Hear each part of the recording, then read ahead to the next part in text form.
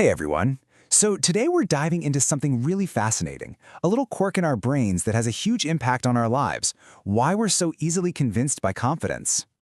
Think about it for a second.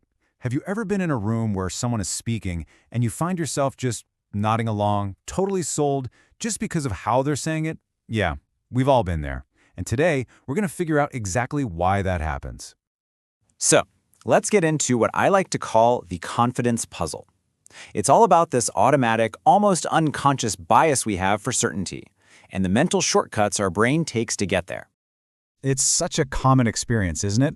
You're listening to someone. They're articulate, they're firm, they don't hesitate at all, and your brain just goes, yep, they know what they're talking about.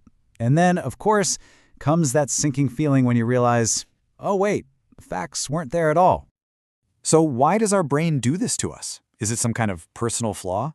Not at all. It's actually a feature, not a bug. See, our brains are basically wired for efficiency. They have to use these little mental shortcuts to help us make sense of an incredibly complex world. Okay, so the official, kind of fancy term for this is a cognitive heuristic. But all that really means is a mental rule of thumb. You can think of it like your brain's autopilot. It's designed to make super fast judgments without you having to stop and do a full deep dive analysis every single time.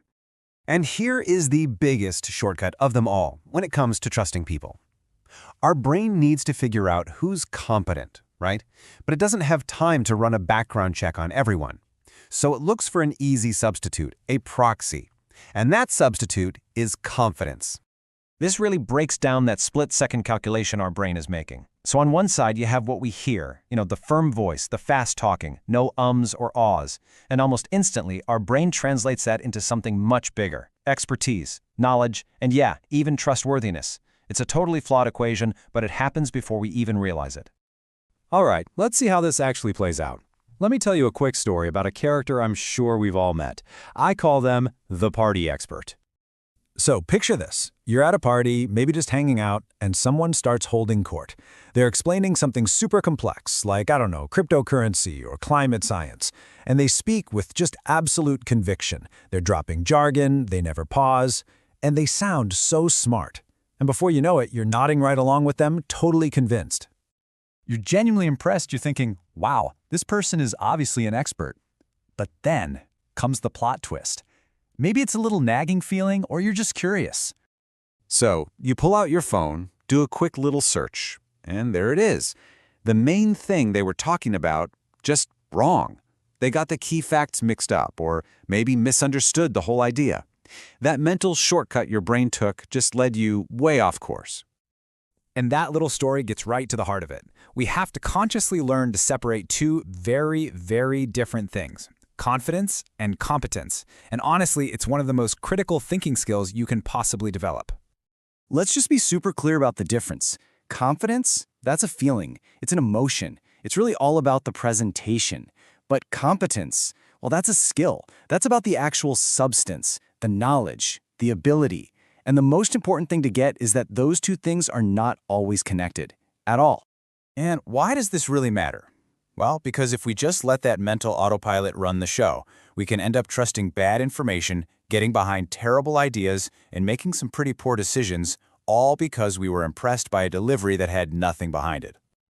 Okay, but here's where it gets really interesting. There's actually a surprising upside to all this, a hidden signal that once you know to look for, completely flips this whole idea on its head.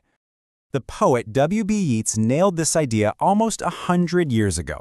This idea that sometimes the smartest people in the room are actually the ones who are the least certain. And that leads us to the big aha moment of this whole explainer. You see, true experts, they are often painfully aware of the complexity of their field. They know about the nuances, the exceptions, and most importantly, the limits of what they know. They're comfortable with what they don't know.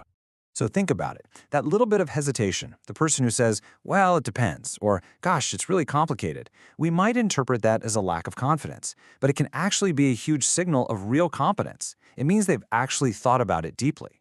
So the whole point, the big takeaway, is this. We have to retrain our brains. We have to stop listening for the confidence of the delivery and start listening for the quality of the argument. Is there evidence? Is there logic? Is there an acknowledgement that things might not be so simple? And that really just leaves us with one final thought. Now that you know about this little trick your brain plays on you, Who are you going to listen to differently? Maybe it's that quiet person in the meeting who's been waiting to speak, or the expert who admits they don't have all the answers. They might just be the ones worth listening to most.